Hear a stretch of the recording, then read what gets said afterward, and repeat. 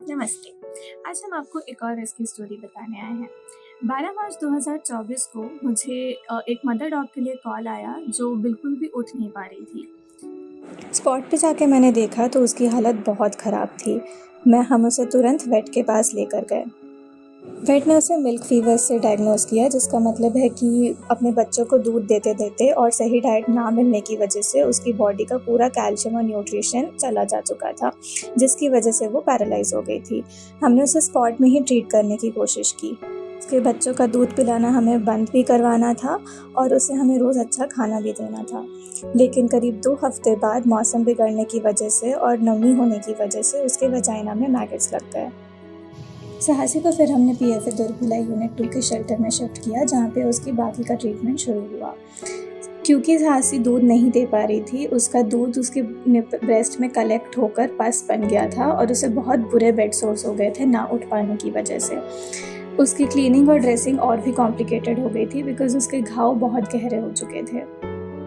2-3 हफ्ते में साहसी के बेड सोर्स में काफ़ी इम्प्रूवमेंट आ गया और हमने उसकी फिजियोथेरेपी शुरू की। फिजियोथेरेपी में हम उसकी मालिश करते थे एंड उसे चलने के लिए एनकरेज करते थे। फाइनली एक दिन साहसी ने रोल ओवर किया, जिसकी वजह से हमें लगा कि वो चलने के लायक हो जाएगी। हमने उसकी फिजियोथेरेपी जारी रखी, जिसमें हम रोज़ उसे 15-20 मिनट के लिए उसे खड़े करके उसे चलाते थे। कुछ दिन बहुत दिक्कतें हुई क्योंकि उसकी बॉडी सपोर्ट नहीं करती थी, लेकिन एक दिन वो फाइनली अपने केज से खुद क्रॉल होकर बाहर निकली।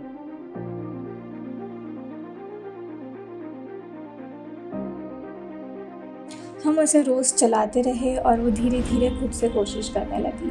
करीब 1 आध महीने बाद साहसी खुद से चलकर दौड़ने लग गई थी। वो बिना सपोर्ट के चल फिर पा रही थी। करीब इसी टाइम पीएफए के शेल्टर में वैकेंसी ना होने की वजह से हमने साहसी को दूसरे फॉस्टर होम में शिफ्ट किया। इस फॉस्टर होम में उसे शुरू में एडजस्ट होने में बहुत दिक्कतें हुईं, लेकिन इवेंचुअली वो वहाँ की भी पेट से घुल-मिल गई और उसका काफ़ी इम्प्रूवमेंट हुआ। इंडिविजुअल अटेंशन और अच्छे खाने मिलने की वजह से साहसी की हालत काफ़ी इम्प्रूव हो रही थी। अनफॉर्चुनेटली साहसी इतनी ठीक नहीं हुई थी कि उसको स्पे कराया जा सके, तो हमने उसे दूसरे फॉस्टर होम में शिफ्ट किया, जहाँ पे धीरे-धीरे उसकी हेल्थ और गेन हुई और फाइनली हम उसकी स्पे सर्जरी करा सके। करीब 2-3 हफ्ते उसको और रखने के बाद हम उसे फाइनली उसकी लोकेशन लेकर गए, जहाँ पे शुरू में हमें लोकल से डील करने में दिक्कतें हुई, लेकिन हमने हार नहीं मानी और हमने साहसी को वापस उसके एरिया में छोड़ दिया। साहसी के बेड सोर्स पूरी तरह से ठीक नहीं हुए थे, तो हम उसका टाइम पे वेट कंसल्टेशन कराते रहे और हमने उसके लिए एक लोकल फीडर भी ढूँढ लिया, जो उसे रेगुलरली खाना खिलाती हैं।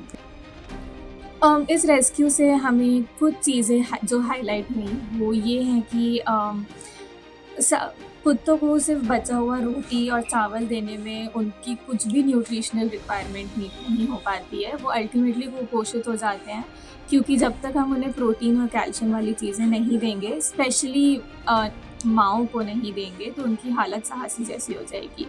तो अगर आप डॉग्स को फीड करा रहे हैं तो प्लीज़ इस बात का ध्यान रखिए कि आप उनको दाल-चावल के साथ-साथ और भी चीज़ें दे रहे हैं, जैसे सोया दे रहे हैं, बाजरा दे रहे हैं, ज्वार दे रहे हैं, ये सब चीज़ें उनको बहुत अच्छे से सूट होती हैं। दूसरी बात ये कि शहर में एक अच्छा नसबंदी प्रोग्राम होना बहुत ज़रूरी है, क्योंकि इस तरह के जो एरियाज़ हैं ये नेग्लेक्ट हो जाते हैं। यहाँ के कुत्ते बार-बार हर 6 महीने में बच्चे देते हैं और एक टाइम के बाद किसी भी माँ की इतनी हालत नहीं होती है कि वो इतनी शॉर्ट ड्यूरेशन में बच्चे दे और खुद भी हेल्दी रहे और बच्चों को भी हेल्दी रखे। तो प्लीज़ देखिए कि अगर आपके एरिया में निगम के नसबंदी प्रोग्राम्स चल रहे हैं तो आप कंप्लेंट डाल के अपने डॉग्स की नसबंदी करा दीजिए। और तीसरी बात ये कि लोकल्स को ये जानना बहुत ज़रूरी है कि हम कुत्तों को किसी बस उठा के रिलोकेट नहीं कर सकते।